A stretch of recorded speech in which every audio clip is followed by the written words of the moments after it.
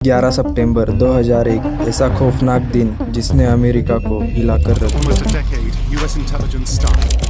SEAL Team 6, a US elite squad. 11 सितंबर सुबह का समय था। अमेरिकन एयरलाइंस की फ़्लाइट नंबर 11 बॉस्टन से टेक ऑफ करती है और इस फ्लाइट की डेस्टिनेशन थी लॉस एंजलिस। फ्लाइट के टेक ऑफ होने के 10 मिनट बाद पता चलता है कि इस फ्लाइट में 5 हाईजैकर्स हैं। इसमें एक हाईजैकर था मोहम्मद अटा, जो ट्रेन था एज अ पायलट, और ये पायलट और को पायलट से कंट्रोल छीन लेता है और फ्लाइट को वर्ल्ड ट्रेड सेंटर की तरफ ले जाता है और नॉर्थ टावर में क्रैश कर देता है।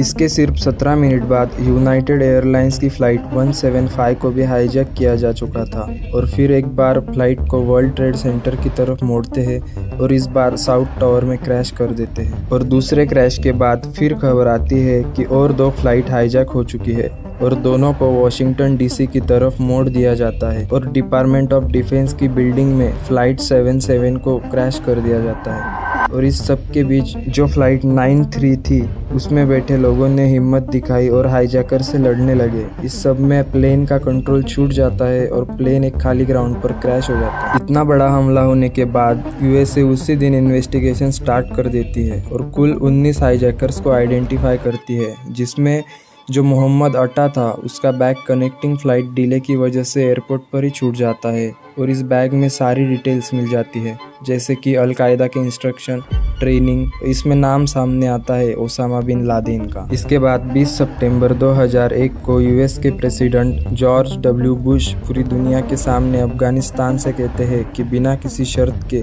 ओसामा हमें दे दो और जो अलकायदा के ट्रेनिंग कैंप चल रहे हैं उसे बंद करने होंगे। अगर ऐसा नहीं किया तो यूएस मिलिट्री एक्शन लेगी। फिर 21 सितंबर को तालिबान यूएस से कहती है कि आप जो ये कह रहे हो उसका प्रूफ दो और ओसामा हमारा मेहमान है, हम उसे ऐसे ही आपको नहीं दे सकते। इस सब के ठीक 2 हफ्ते बाद यूएसए अफगानिस्तान के अंदर ऑपरेशन एंड्यूरिंग फ्रीडम स्टार्ट कर देती है और अब ओसामा की दिक्कतें बढ़ने लगी थी और उसे छुपना मुश्किल होता जा रहा था। इसीलिए वो अपने साथियों के साथ अफगानिस्तान की पहाड़ियाँ टोरा बोरा में छुपने चला जाता। और ये जो पहाड़ियाँ थी इसमें ओसामा कम्युनिकेशन के लिए मिरर के रिफ्लेक्शन यूज़ करता था। ये रिफ्लेक्शन रोज़ टोरा बोरा की पहाड़ी पर दिखने लगे। तब यूएस को पता चल गया कि ओसामा यहाँ हो सकता है। इस इंटेल के बाद यूएस अपनी एक डेल्टा फोर्स बनाती है जिसे मेजर डेल्टन फ्यूरी लीड कर रहे थे। वो अपने फोर्स के साथ ओसामा को पकड़ने के लिए टोरा बोरा की ओर पहुँच गए। इसके बाद 3 दिसंबर से 7 दिसंबर तक यूएस फोर्स ने कंटिन्यू बॉम्बिंग करी और इन 5 दिनों में करीब 7 लाख पाउंड बॉम्ब गिराए, फिर भी ओसामा हाथ नहीं आया। और अब ओसामा को पता चल गया था अगर ये ऐसा ही चालू रहा तो वो यहाँ पे फंस जाएगा। इसीलिए वो एक अनसिक्योर नेटवर्क से नॉर्थर्न अलायंस जो यूएस के साथ थी उनसे कम्युनिकेशन करता है और उनसे कहता है कि वो सरेंडर करने को तैयार है, लेकिन वो और उसके साथी तभी सरेंडर कर पाएंगे जब आप बॉम्बिंग गिराना बंद करोगे। और यूएसए ओसामा के झांसे में आ जाती है और दूसरे दिन जब बॉम्बिंग बंद हुई तब ओसामा और उसके साथी घोड़ों पर बैठकर पाकिस्तान की तरफ भाग जाते हैं और यूएस के हाथ से ओसामा को पकड़ने का चांस भी निकल जाता है। फिर इसके कुछ हफ्तों बाद सीआईए का एक इन्फॉर्मर था मुख्तार, उसके पास इंटेल आती है कि ओसामा पाकिस्तान में है। फिर सीआईए पाकिस्तान के साथ मिलकर ओसामा को पाकिस्तान में ढूंढना चालू कर देती है और ये इंटेल सही भी थी। ओसामा पाकिस्तान के ट्राइबल इलाके में रह रहा था।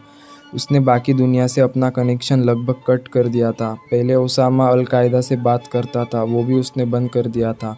ओसामा की फैमिली और वो छुपे रहते थे और डेली नीड, सिक्योरिटी, लॉजिस्टिक का सारा काम इब्राहिम अल कुवैती करता था। लेकिन धीरे धीरे इब्राहिम से अकेले ये सब नहीं संभल रहा था, तो उसने अपने भाई अबरार अल कुवैती को भी शामिल कर लिया। और दूसरी तरफ यूएसए की जो सारी एजेंसी थी वो ओसामा को पूरी ट्राइबल एरिया में ढूंढ रही थी और ओसामा पर बड़े बड़े इनाम रख दिए। मैच बॉक्स पर भी ओसामा की फ़ोटो लगाकर इनाम रख दिया। इसी के साथ सीआईए ने जो प्राइवेट मोबाइल कंपनी थी उनके साथ एक सीक्रेट डील की और जो मोबाइल थे उन सब में एक चिप लगा दी ताकि ओसामा के लोग अगर ये फ़ोन खरीदे तो सीआईए ट्रैक कर सके, क्योंकि और कोई इंटेल मिल नहीं रही थी।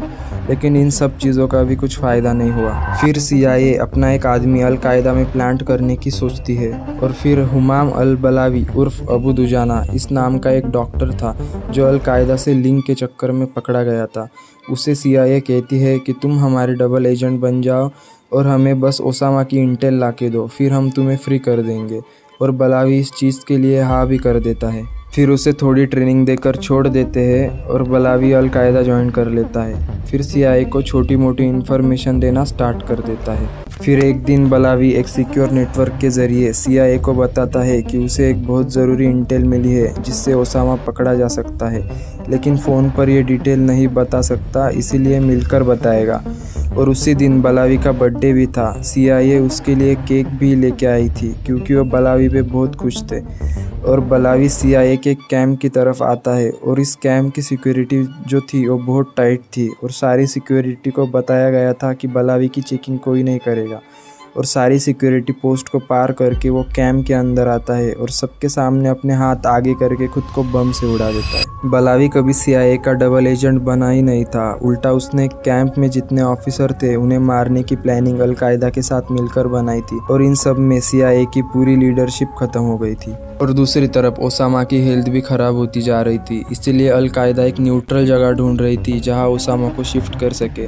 और सेम टाइम में इन्हें अबोटाबाद में पाकिस्तान मिलिट्री एकेडमी के पास एक खाली जगह मिलती है।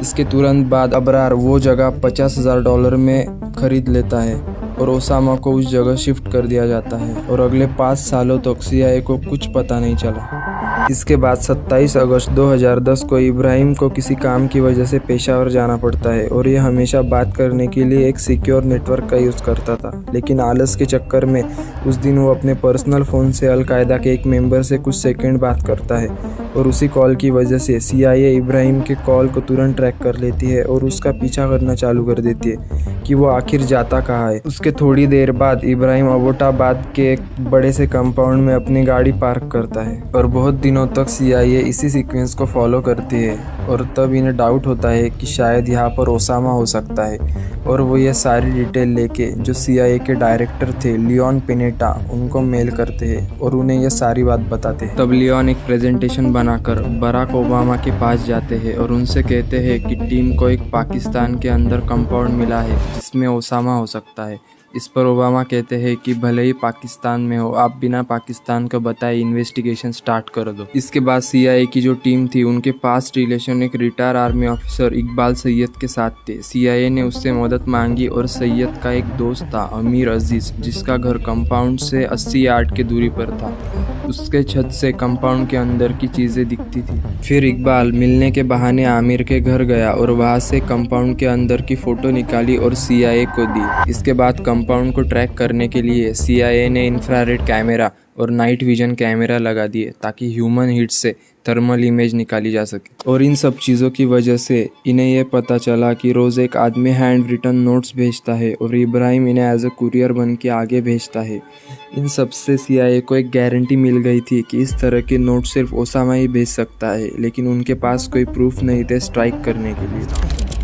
और इन सब में रोज़ एक आदमी कंपाउंड का जो लास्ट फ्लोर था उसकी बालकनी में आता था और वॉक करके वापस चला जाता था और इस बालकनी को कवर करने के लिए सब साइड से शेड्स लगा दिए गए थे। सारे प्लान फेल होने के बाद CIA की टीम एक नया प्लान बनाती है और एक पाकिस्तानी लोकल डॉक्टर शकील आफरीदी के पास CIA की एक एजेंट केट जाती है और उनसे कहती है कि वो सेव द चाइल्ड नाम से एक NGO चलाती है जिसमें गरीब बच्चों की मदद करते हैं। केट शकील से कहती है कि वो हेपेटाइटिस B की वैक्सीन गरीब बच्चों को देना चाहती है। एक्चुअली CIA का प्लान था कि वो वैक्सीन के बहाने कंपाउंड में जाएंगे और वैक्सीन के नाम पर उन बच्चों का DNA निकालेंगे ताकि ये पता चल सके वहाँ ओसामा है या नहीं। पहले तो शकील इनकार कर देता है, फिर केट अपने साथ अपनी कलीग सू को लेके जाती है और सू शकील के अकाउंट में $55,000 ट्रांसफर कर देती है। पैसा देखते ही शकील वैक्सीन का काम चालू कर देता है कि जब ये डॉक्टर कंपाउंड के बाहर पहुंचता है उसे अबरार वहाँ से भगा देता है और जब पाकिस्तान को इस बारे में पता चलता है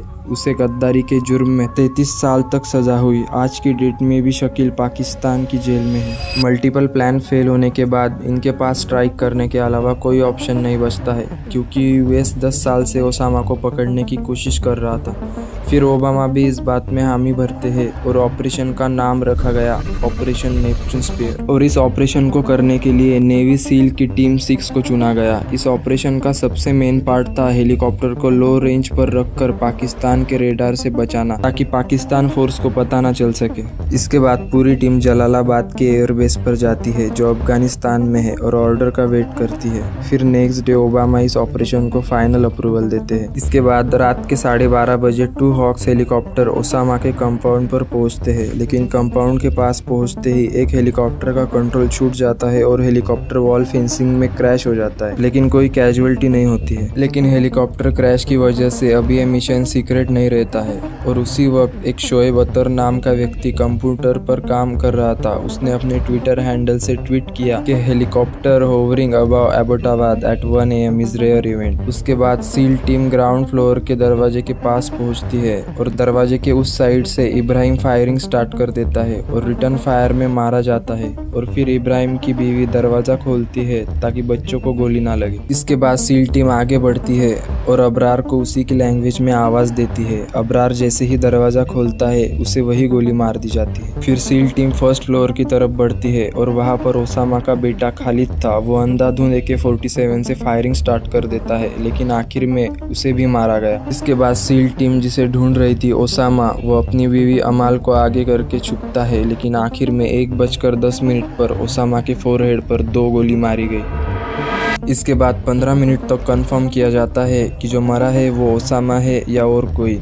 इस बात को कंफर्म करने के लिए ओसामा की बेटियां सुमाया और मरियम को पूछते हैं कि यह आदमी कौन है। मरियम तो झूठ बोल देती है कि यह अब्दुल्ला बिन मोहम्मद है, लेकिन सुमाया बताती है कि यह बिन लादेन है। फिर डबल कंफर्म करने के लिए सबसे छोटी बेटी सफैया से पूछते हैं। वो भी बताती है ये ओसामा है, और ओसामा की दूसरी बीवी खैरिया भी बताती है कि ये ओसामा है। कंफर्म होने के बाद जो हेलीकॉप्टर क्रैश हुआ था उसे सील टीम बम से उड़ा देती है। और फिर सील टीम ओसामा की बॉडी को अफगानिस्तान में जलालाबाद के बेस पर ले जाती है और पूरे ऑपरेशन को करने में 40 मिनट का वक्त लगा। फिर 11:35 पर ओबामा पूरी दुनिया को बताते हैं कि उन्होंने पाकिस्तान के अंदर ओसामा को मार दिया, और फिर ओसामा की बॉडी को मुस्लिम रिचुअल्स के साथ अरेबियन सी में डाल देते, और इस तरह वर्ल्ड मोस्ट वांटेड टेररिस्ट को मारा गया।